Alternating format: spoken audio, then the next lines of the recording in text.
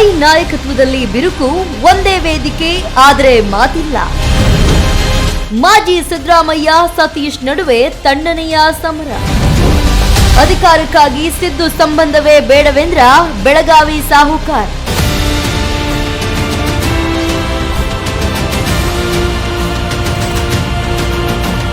ಬಹುಕಾಲದಿಂದ ಆತ್ಮೀಯ ಹಾಗೂ ರಾಜಕೀಯವಾಗಿ ಬಲಿಷ್ಠ ಎನ್ನುವ ಭಾವನೆ ಇತ್ತು.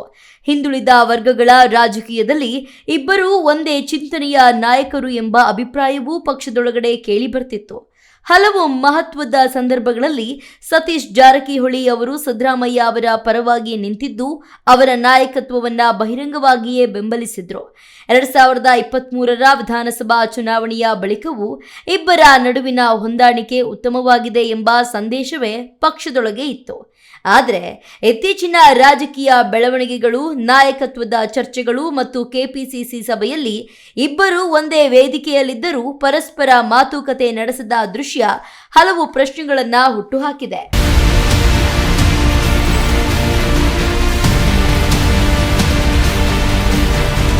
ಹೌದು, ಕಾಂಗ್ರೆಸ್ನಲ್ಲಿ ಎಲ್ಲವೂ ಸರಿ ಇದೆಯೇ ಎಂಬ ಪ್ರಶ್ನೆ ಮತ್ತೆ ಮುನ್ನೆಲೆಗೆ ಬಂದಿದೆ.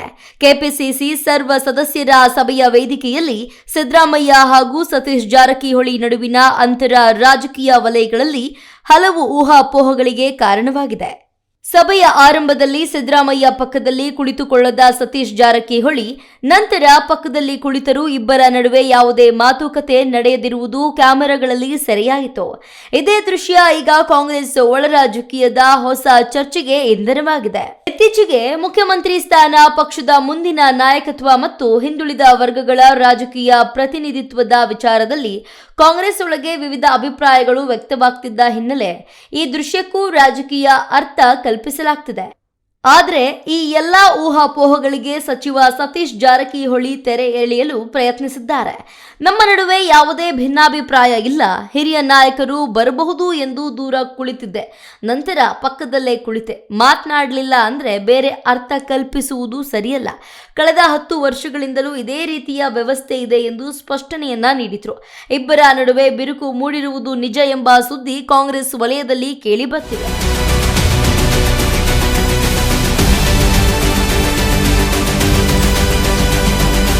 ಹೀಗಾಗಿ ಒಂದೇ ವೇದಿಕೆಯಲ್ಲಿ ಕಂಡ ಮೌನ ಕೇವಲ ಸಂದರ್ಭದ ಪರಿಣಾಮವೋ ಅಥವಾ ಕಾಂಗ್ರೆಸ್ ಒಳ ರಾಜಕೀಯದ ಹೊಸ ಅಧ್ಯಾಯದ ಮುನ್ಸೂಚನೆಯೋ?